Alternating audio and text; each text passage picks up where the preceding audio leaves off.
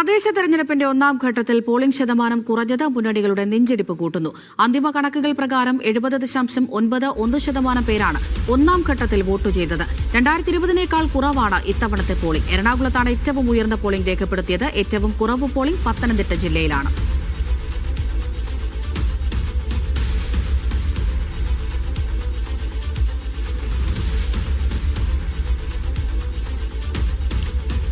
കഴിഞ്ഞ തെരഞ്ഞെടുപ്പിനേക്കാൾ കുറഞ്ഞ പോളിംഗ് ശതമാനമാണ് ഇത്തവണ ആദ്യഘട്ടത്തിൽ രേഖപ്പെടുത്തിയിരിക്കുന്നത്.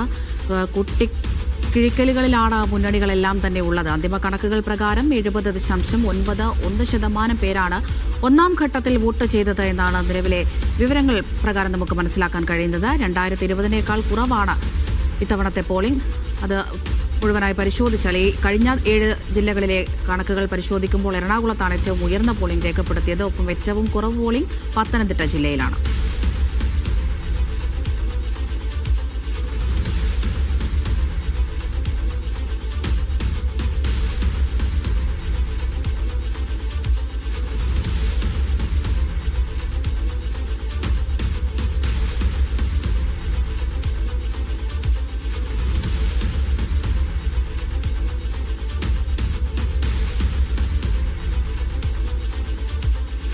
സുനിൽ ഐസക് തിരുവനന്തപുരത്ത് നിന്ന് വിവരങ്ങൾ നൽകാനായി ചേരുന്നുണ്ട്. സുനിൽ, കഴിഞ്ഞ തവണത്തെ അപേക്ഷിച്ച് ഇത്തവണ പോളിംഗ് ശതമാനം കുറവാണ്. ആദ്യഘട്ടം മാത്രമേ കഴിഞ്ഞിട്ടുള്ളൂ മനസ്സിലാക്കുന്നു. പക്ഷേ ഇപ്പോൾ ലഭിക്കുന്ന ഈ വിവരങ്ങൾ വെച്ച് നോക്കുമ്പോൾ എന്താണ് മുന്നണികളുടെയൊക്കെ ഒരു പ്രതീക്ഷ?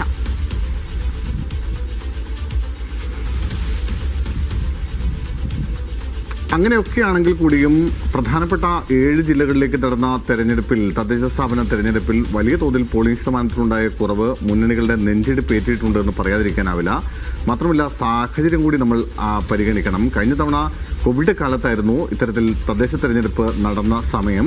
പക്ഷേ അതിനപ്പുറത്തേക്ക് അത്തരം സാഹചര്യങ്ങളിലൊന്നുമല്ല നിലവിൽ തെരഞ്ഞെടുപ്പ് ഇത്തവണ നടന്നത്. എന്നിട്ടും കഴിഞ്ഞ തവണത്തേക്കാൾ പോളിംഗ് ശതമാനത്തിൽ വലിയ കുറവുണ്ടായി. മാത്രമല്ല, കഴിഞ്ഞ 28 ദിവസം കാടടച്ച് നടത്തിയ പ്രചരണ പ്രവർത്തനങ്ങൾ കാര്യമായ ഫലം കണ്ടില്ലേ എന്ന ആശങ്ക മുന്നണികൾക്കുണ്ട്.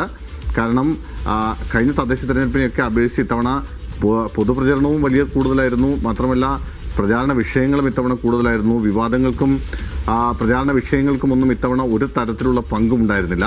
നമുക്കറിയാവുന്ന പോലെ UDF ആണെങ്കിൽ ശബരിമല സ്വർണ്ണക്കൊള്ളയും സർക്കാർ വിരുദ്ധ വികാരവും ഒക്കെ വലിയ തോതിൽ വോട്ടായി മാറുമെന്ന് പ്രതീക്ഷിച്ചിരുന്നു. LDF-നാവട്ടെ രാഹുൽ മാങ്കൂട്ടം അടക്കമുള്ള വിഷയങ്ങൾ, ഒപ്പം സർക്കാർ നടപ്പിലാക്കിയ ജനക്ഷേമ പദ്ധതികൾ, ക്ഷേമ പെൻഷനുകളുടെ വിതരണം തുടങ്ങി നിരവധി കാര്യങ്ങൾ അവർക്കും പറയാനുണ്ടായിരുന്നു. BJPയും ഇത്തവണ പലയിടങ്ങളിലും വലിയ തോതിൽ പ്രതീക്ഷ വെച്ച് പുലർത്തി ഗ്രൗണ്ട് ഇറങ്ങി വലിയ പ്രവർത്തനം കാഴ്ചവെക്കുകയൊക്കെ ചെയ്തതാണ്. എന്നിട്ടും പക്ഷേ തിരുവനന്തപുരം കോർപ്പറേഷനിലടക്കം പോളിംഗ് ശതമാനത്തിൽ വലിയ വ്യത്യാസമുണ്ടായി എന്നതാണ് അതിൻ്റെ ഒരു കൃത്യമായ കണക്ക്. നമുക്ക് അതിൻ്റെ കണക്ക് വന്നിട്ടുണ്ടാവുമെന്നാണ് നമ്മുടെ സ്ക്രീനിൽ ഉണ്ടാകുമെന്നാണ് ഞാൻ കരുതുന്നത്. തിരുവനന്തപുരത്ത് കഴിഞ്ഞ തവണ 70.02% ഇത്തവണ അത് 67.47 കുറഞ്ഞു. തിരുവനന്തപുരം കോർപ്പറേഷനിൽ കഴിഞ്ഞ തവണ 59.77% ഇത്തവണ അത് 58.29 കുറഞ്ഞു. അങ്ങനെ ഓരോ ജില്ലകളിലും കൊല്ലം കോർപ്പറേഷനിൽ 63.35 ഉള്ളൂ, കൊച്ചിയിൽ 62.44, അങ്ങനെ കോർപ്പറേഷനുകളിലെ മാത്രം കണക്കെടുത്താൽ 61.36% ആകെ ഇത്തവണ ഉണ്ടായ പോളിംഗ്. ഇതിൽ കാര്യമായ വലിയൊരു കുറവുണ്ടാകാതിരുന്നത് എറണാകുളം ജില്ലയിൽ മാത്രമാണ്. കൊച്ചി കോർപ്പറേഷൻ അടക്കമുള്ള സ്ഥലങ്ങളിലാണ്. കൊച്ചി കോർപ്പറേഷനിൽ കഴിഞ്ഞ തവണ 62.04 ഇത്തവണ 61.36. പക്ഷേ ബാക്കിയുള്ള സ്ഥലങ്ങളിലൊക്കെ കാര്യമായ ഇടിവുണ്ടായി എന്നതാണ് യാഥാർത്ഥ്യം. പ്രത്യേകിച്ച് തിരുവനന്തപുരം കോർപ്പറേഷനിൽ എന്ത് സംഭവിച്ചു എന്ന കാര്യത്തിൽ മുന്നണികൾക്ക് വലിയ ആശങ്കയുണ്ട്. കാരണം തിരുവനന്തപുരത്ത് സാധാരണഗതിയിൽ കോൺഗ്രസ് സാധാരണഗതിയിൽ തിരുവനന്തപുരത്ത് തദ്ദേശ തെരഞ്ഞെടുപ്പിനെ ഗൗരവമായി കാണുന്നില്ല എന്നൊരു വിലയിരുത്തൽ പൊതുവെ ഉണ്ടായിരുന്നു. അതിൻ്റെ ഒരു മന്ദത പലപ്പോഴും ഉണ്ടായി എന്നായിരുന്നു കോൺഗ്രസ് നേതാക്കളൊക്കെ പറഞ്ഞത്. ഇത്തവണ പക്ഷേ അങ്ങനെയല്ല.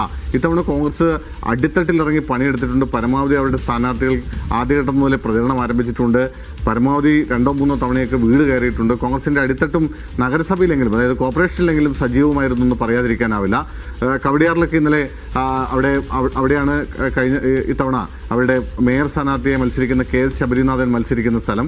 അവിടെ കഴിഞ്ഞ തവണ 44.something ആയിരുന്നു പോളിംഗ് ഉണ്ടായിരുന്നത്. ഇത്തവണ പക്ഷേ അവിടെ ചെറിയ കൂടുതൽ പോലും ഉണ്ടായിട്ടുണ്ട്. എന്നിട്ടും ടോട്ടൽ കണക്കെടുക്കുമ്പോൾ തിരുവനന്തപുരം കോർപ്പറേഷനിൽ വലിയ കുറവുണ്ടാകുന്നു.